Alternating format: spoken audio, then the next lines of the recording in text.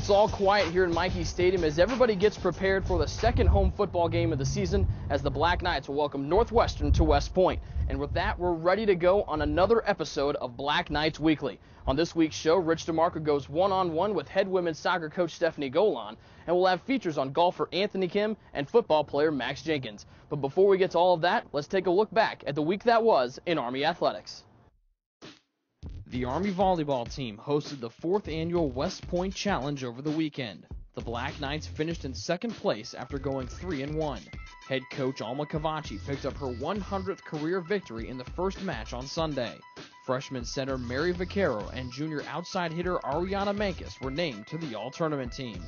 Both the men's and women's cross-country teams placed second at triangular meets against Cornell and Binghamton. On the 5,000-meter course, freshman Lisa Junta paced the Army women with an 8th-place finish. The men's race was run over a 5-mile course, with Barrett Laharty coming home in 3rd. The women's soccer team took home the Army Women's Soccer Classic title after beating VMI and playing to a 0-0 draw against Sacred Heart. Senior goalie Monica Lee was named tournament MVP and was joined on the all-tournament team by Molly McGuigan, Ruthie Rosenberger, and Julia Stallard. Saturday saw the return of the Army football team to Michie Stadium as they hosted San Diego State. Junior quarterback Trent Steelman ran for 3 touchdowns and a career-high 157 yards to bring the Black Knights back from a 14-0 hole, but a late field goal would give the Aztecs the victory. On Saturday night, the Army men's soccer team hosted Central Connecticut State. Junior Trent Brown would give the Black Knights the early lead, but the visitors would score 2 goals in less than 9 minutes to take the win. And on Tuesday, the men's soccer team was back at Clinton Field, this time hosting St. Joseph's. Army outshot the Hawks 22-4, but the visitors would score a goal at the end of each half to win 2-0. After this quick break, Rich DeMarco will go one-on-one with women's soccer coach Stefanie Golan. Stay tuned. Hello, I'm Scott Swanson with your Surgex Strength Training Tip of the Week. There are 6 areas of your training program that you need to focus on. 1. Muscular strength, lift hard. 2. Speed, agility, quickness, run fast. 3. Cardiovascular fitness. 4. Flexibility, train a full range of motion. 5. Your rest and recovery, get your sleep. And 6. Nutrition, protein, eat lean meats, fish, chicken. Carbohydrates, eat your vegetables, fruit, and whole grains, and eat your fat. Too much emphasis in any one area of your training will leave you deficient in other areas. Welcome back to Black Knights Weekly. Rich DeMarco going one-on-one with an Army head coach. This week, it's women's soccer coach Stefanie Golan, her 5th year with the program, 3rd as head coach of the Black Knights. Stefanie, thanks for a couple of minutes here on Black Knights Weekly. Thanks for having me, Rich. You look at your time here at West Point, already 5 years, 3 as head coach, and you've built a very strong program. Thank you. It's been a great pleasure. This is an amazing place to be. There's so much potential for us to have an absolutely great program, and our kids are different from kids everywhere. Our kids have decided to make a commitment to something much greater than just the soccer piece, and that's part of what makes our team so strong. So it's there's no other place I'd rather be.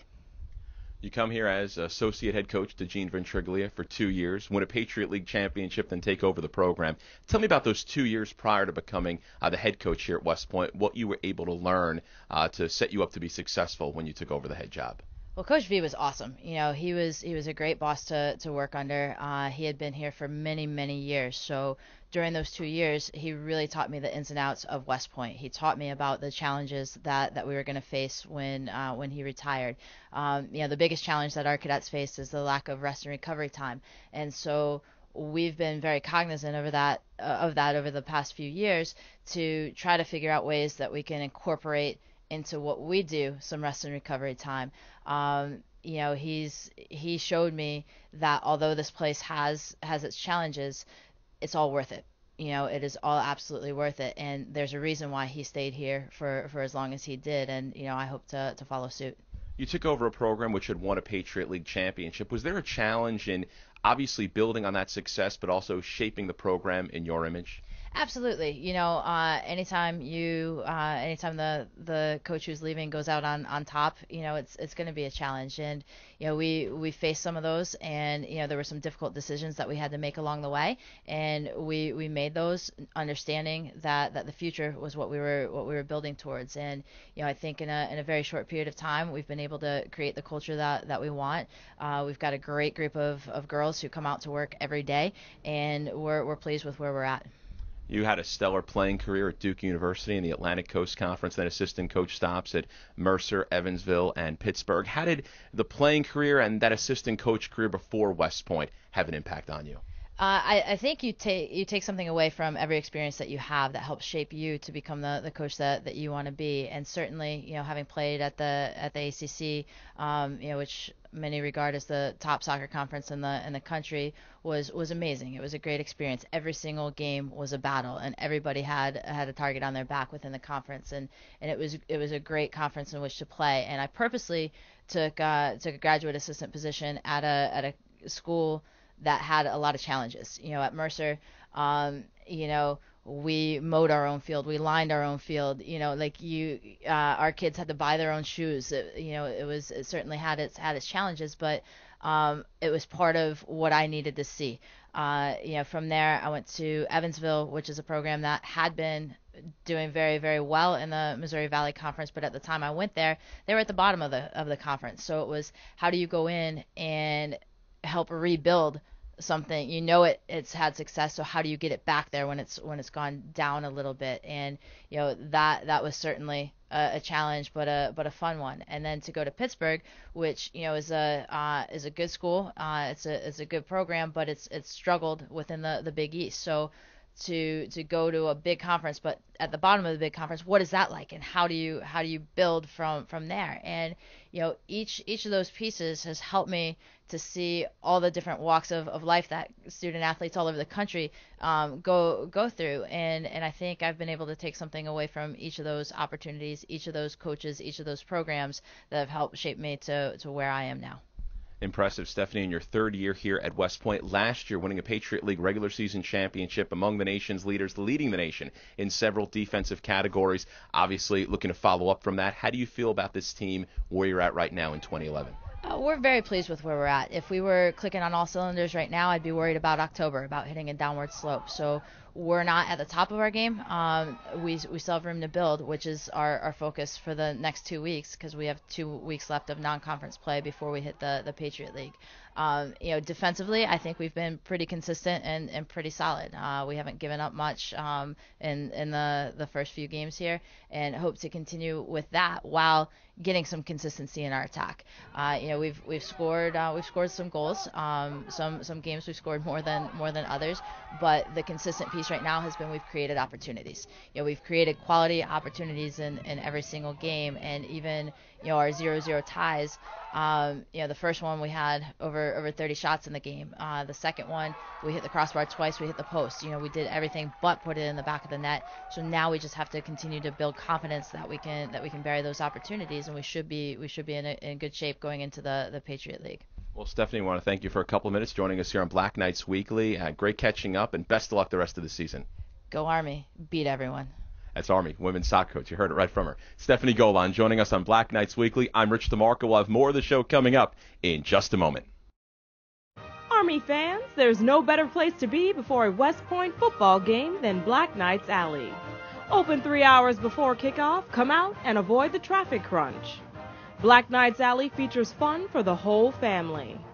From the Black Knight Walk to face painting and autographs with Army athletics teams and mascots, to live music, food and beverages, inflatable games, interactive displays, and the live broadcast of the Army Football Tailgate Show.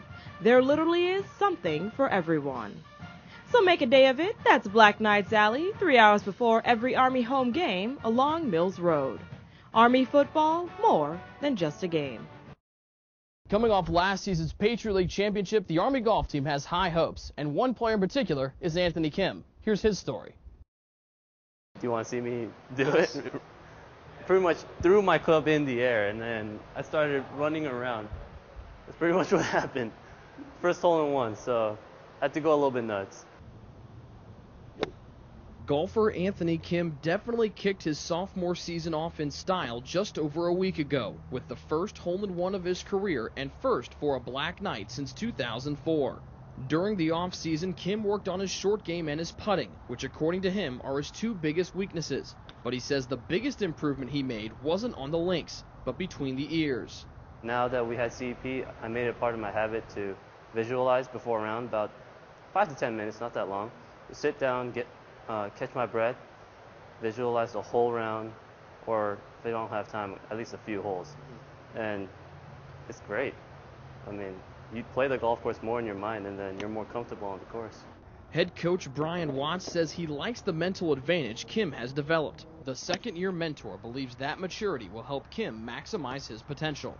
That's so important for a young man to learn how to do that in order to grow with his game. And so with Anthony, the sky's the limit. We're just pleased that he came back and in great shape, and he came back ready to compete.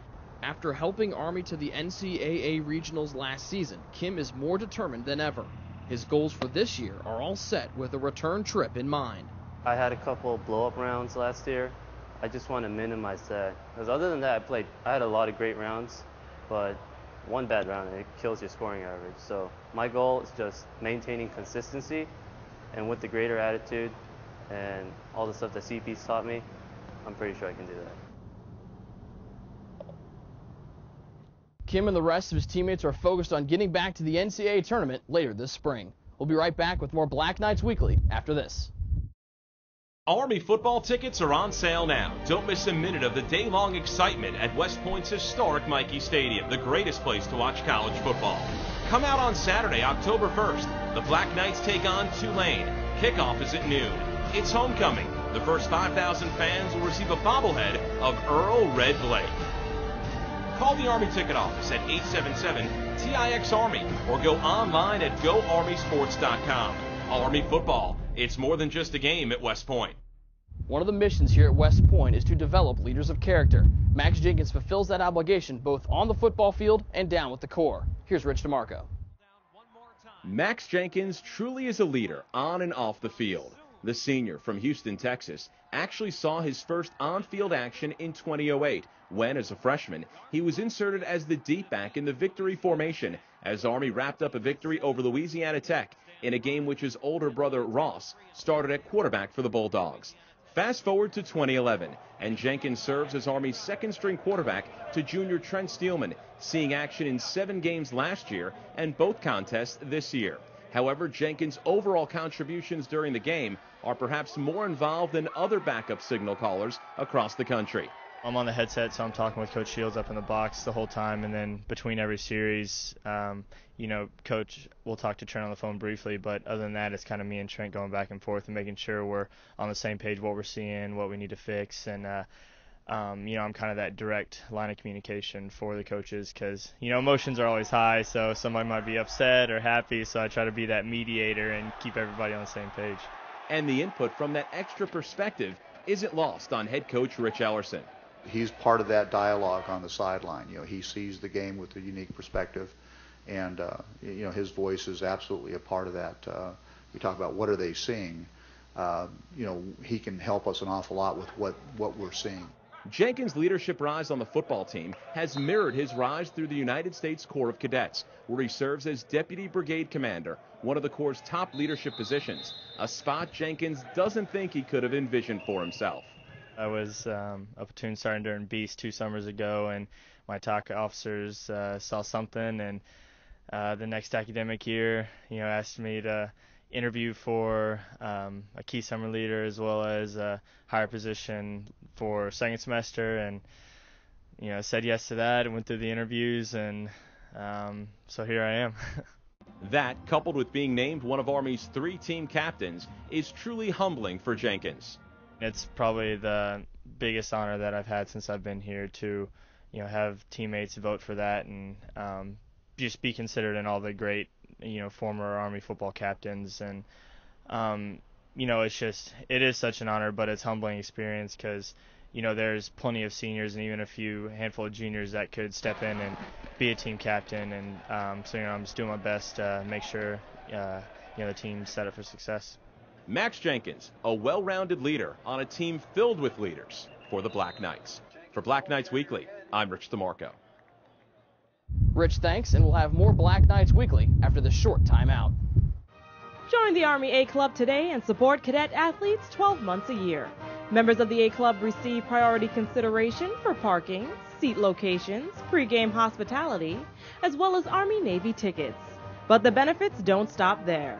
The A Club also gives members access to special receptions and events throughout the year. To join, visit the A Club link at goarmysports.com or call 845-938-2322. The Army A Club, supporting cadet athletes. Well, it's that time of the show. Let's check out this week's weekend preview. The golf team returns to the links this week at the Bucknell Fall Invitational. The Black Knights will play on the same course that will host the Patriot League Championships in April. Head coach Brian Watts believes that fact adds extra importance to this weekend's play. Our intent is to do our best, obviously, but it's more importantly is to get a good feel for the golf course, take down great notes, and get an overall game plan going into this next spring. The women's tennis team opens their fall schedule with tournaments at Quinnipiac and Stony Brook. The team will split up between the two events. Head coach Paul Peck says these early tournaments are a great way to challenge his players. At practice, they're out there, they're comfortable. It's when they're under the stress of real competition is where you find out where their games break down. And then, give us an idea of, okay, maybe this part of the game breaks down, or we need to work on this part, some strategy or whatever. Especially for the freshmen, it allows me to see them under game situations and see how they react to certain situations. It's the final non-league weekend for the volleyball team as they head to New England for the Yale Quinnipiac tournament. The Black Knights will play both host schools along with New Hampshire. Head coach Alma Cavacci wants to use this weekend as a way to ramp up for league play. A team that has a balanced attack is very hard to defend against, and that's where our focus is. Statistically, we got better last week against Marist, and that was our last match. So we got better at hitting, we got better at defense. Our setting was very good. So now we're actually looking forward to build upon that. It's going to be tough competition, but we're ready for that. The women's soccer team will hit the road for the first time in almost a month when they travel to Stony Brook Friday night. The Black Knights will return home to face Delaware on Sunday afternoon. Here's head coach Stefanie Golan's thoughts on this weekend's opponents. We feel good about where we are. The training this week has been solid. We feel like we've cleaned up some things in our attacking third, and we hope that it comes to fruition on Friday night. Sunday, back at home. We're excited to return home so quickly. Delaware is a quality opponent. We played them last year at their place, and we're fortunate to walk away with a 1-0 win. The cross-country teams are headed to the Bronx for Saturday's Iona College Meet of Champions. There will be 24 teams competing on the historic course. Even though a few runners will rest this weekend, head coach Troy Ingle says this is another important meet for his Black Knights. Cornell was a good test for us. We learned a lot from it. We didn't. We got out of it what we wanted. We didn't extend ourselves too much. We learned some things about ourselves and some ways that we need to approach races that I think are going to pay us great dividends down the way. The Sprint football team kicks off their season Saturday afternoon when they take on arch-rival Navy in the Adirondack Trust Allegiance Bowl. It will be the first of two meetings between the two academies this year. Head coach Lieutenant Colonel Mark West says game planning has been interesting this week. All we have really to look at is game film from last year. So the preparation is a little different because of that. Plus, we haven't really played a full game yet either. So as a head coach, you really never really know what to expect from your team until you get on the field for the first time. So this year, that first time happens to be Navy, so we better be ready to go. Back at West Point, the football team will welcome the Big Ten's Northwestern Wildcats to Michie Stadium. This is the first meeting between the two schools since 1988. Here's head coach Rich Ellerson. Now we have to be better at what we do. We have to be more precise at what we do. And if we can do that, we can bring that same passion and that same aggressiveness and that same resilience to the contest with better execution, with more guys with their eyes and feet right, with our better with the football, obviously. We can compete on this stage. Rounding out the weekend, the men's soccer team hosts LaSalle at Clinton Field Saturday night. This match will close out Army's recent homestand. Head coach Russell Payne says his team can't wait to get back on the field.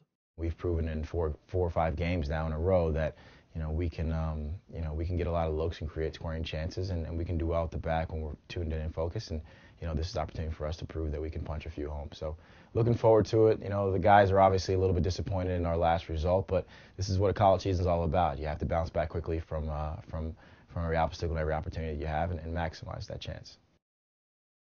That will do it for another episode of Black Knights Weekly. We thank you for watching, and we'll see you next time. So long, everybody.